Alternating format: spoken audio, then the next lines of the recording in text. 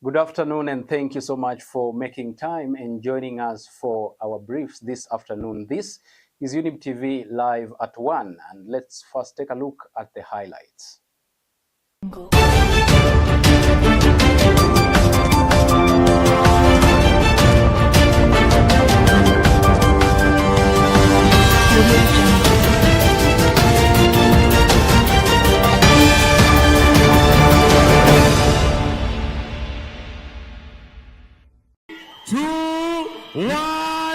Pesa mfukoni.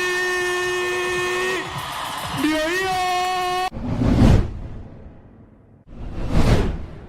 Challenges that has faced us, we attribute it to fragmented decision making, and we will encourage.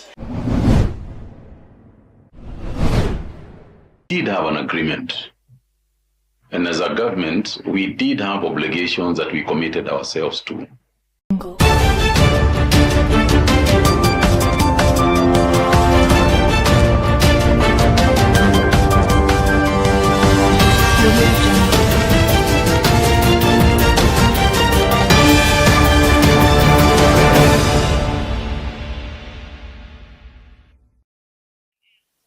The bulletin begins right now. My name is Alphonce, Ouma.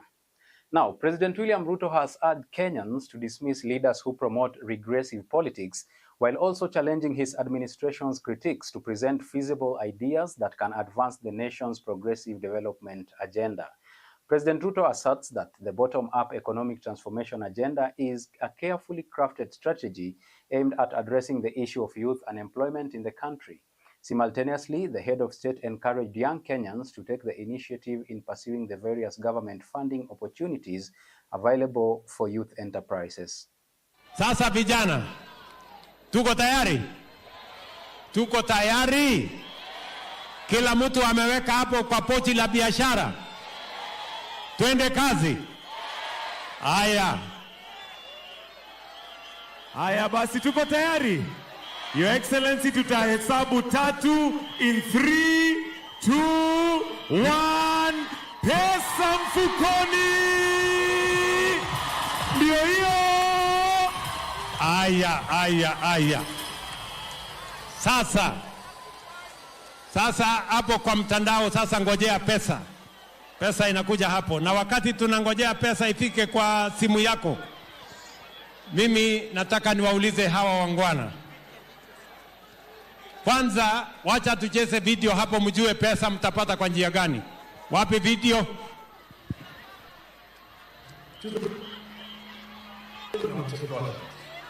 To access startup capital for business support cohort 1, dial *254#.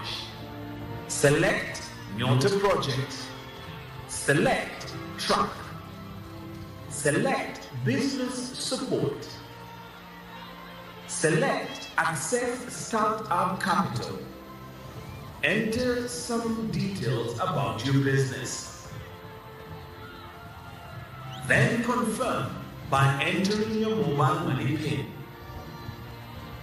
You will receive a confirmation message that the funds for your business have been sent to you. Kuza, imarisha, endelesha vijana. Now, transportation in Nairobi experienced significant disruption for most of Monday morning due to a strike by a group of public service vehicle operators, which halted services in various areas of the city. This strike resulted in hundreds of commuters being left stranded as PSV operators parked their vehicles along key routes to obstruct traffic. The disruption occurred amidst differing opinions among the operators regarding the continuation of the strike. Eventually, the strike was terminated and normal operations resumed. There's a lot of vehicles who are detained from various circles. The one that they found on the road protesting, they have detained various circles and they are demanding for their release. And we thank God. So far, so good. We just wanted to let our fellow operators understand that we have done it and we shall do it. Next Monday, we are coming in a better way. We had a strike today which is going to continue every Monday if the government is not going to listen to our grievances. Na hii mgomo sio ati ni kuhusu matatu, ni kuhusu gari zote Kenya mzima zile, kwa sababu mkiangalia serikali zimechomeka, sio matatu peke yake. Kuna maturera zimechomwa, kuna personal zimechomwa. Hooliganism within the border sector who are banning our vehicles, all of them must be arrested, and all the vehicles which have been banned, they must be compensated by the government. Now, the Kenya Union of Clinical Officers and the Council of Governors have officially signed a collective bargaining agreement after 8 years of negotiations. This agreement, the first of its kind between the two parties, will be effective from July 1st, 2025 to June 2029. Clinicians will enjoy a range of benefits as a result of this agreement, which includes career advancements and promotions, enhanced salaries, workforce stability, job security, and the payment of salary arrears, among other advantages. Officers, we are committed to continue supporting the county to function properly. And I think the challenges that has faced us, we attribute it to fragmented decision making, and we will encourage that the Council of Governors can anchor a system, a structured system under the Council of Governors that can handle the issues of the HR, so that at any time our decision making can be actually be able to help us avoid the industrial action that has been ongoing. If we have hurt anyone in this process, naomba mtusamehe. Na pia kwa wale ambao tumeumiza, naomba watusamehe.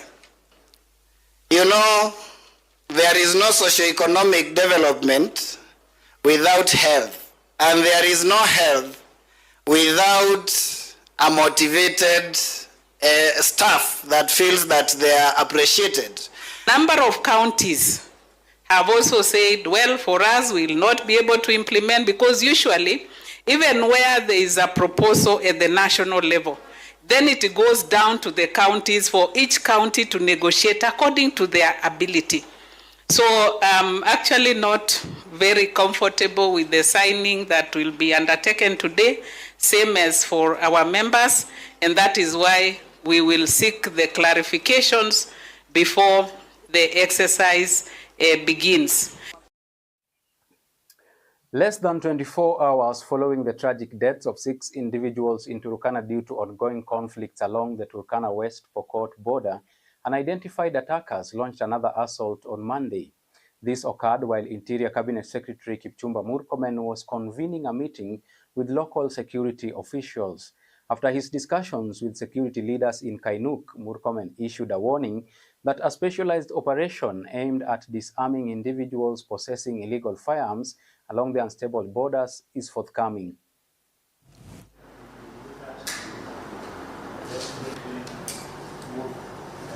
As you have seen, there have been various attacks on both sides of the boundary, and it is perpetuated by criminals who are out there to cause fear among citizens.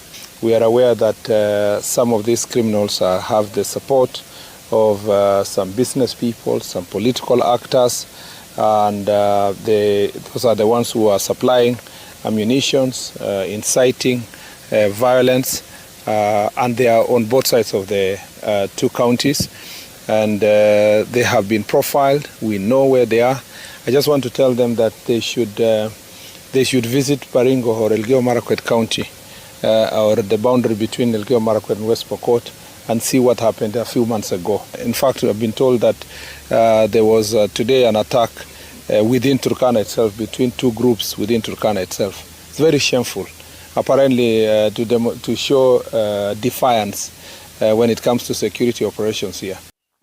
Now, workers at sugar factories have altered their nationwide strike after the government consented to commence the payment of long overdue salary arrears and terminal benefits. The strike, which initiated on January 29th and impacted the Muhoroni, Nzoia, Soni and Chemelil sugar factories, was terminated following discussions between the government and the Kenya Union of Sugar Plantation and allied workers.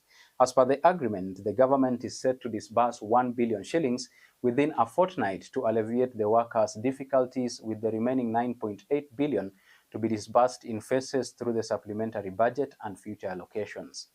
We did have an agreement. And as a government, we did have obligations that we committed ourselves to. And I want to acknowledge that we have not lived up to those expectations. And for that, I personally apologize. Because once you commit yourself to something, then it is only right that you do so. However, we have not done it, but it is not out of bad will that we have not done it.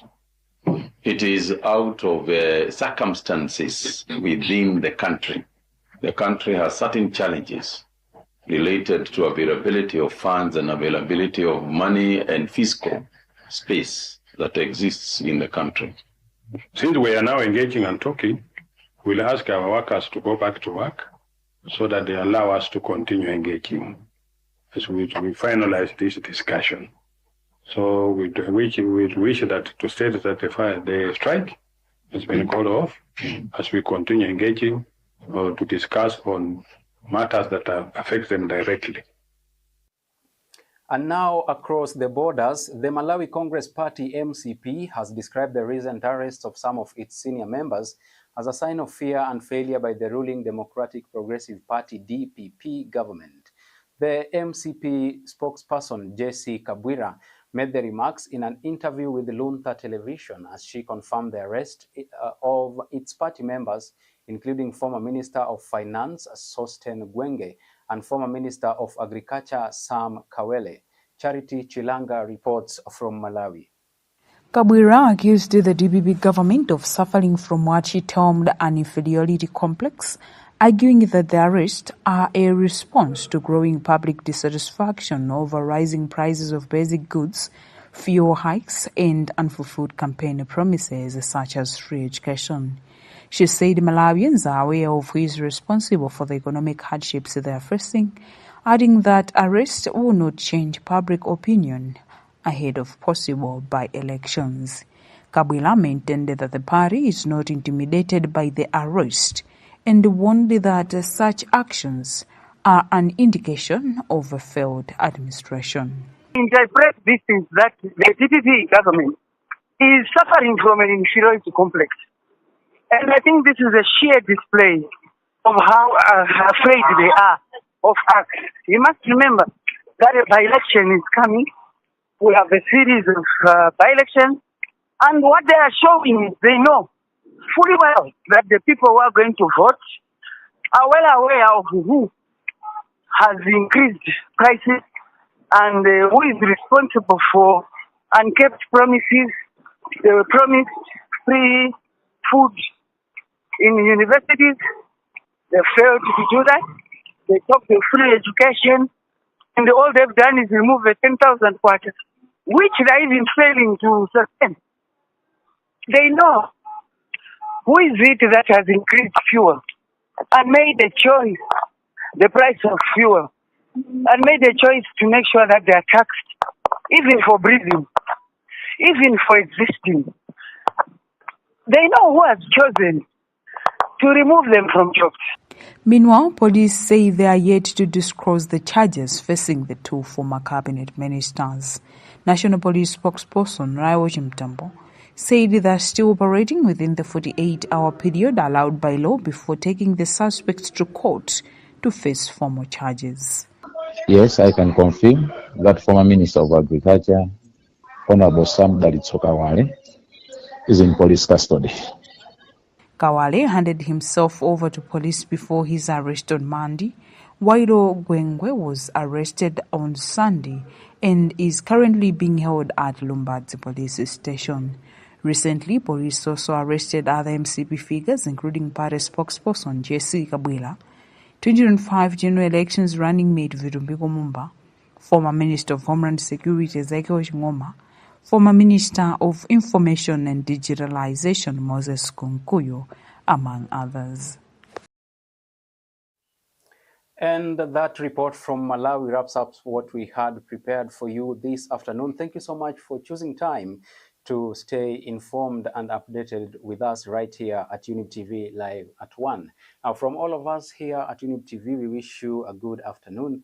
Enjoy the rest of your day. See you at 9 p.m. for more updates.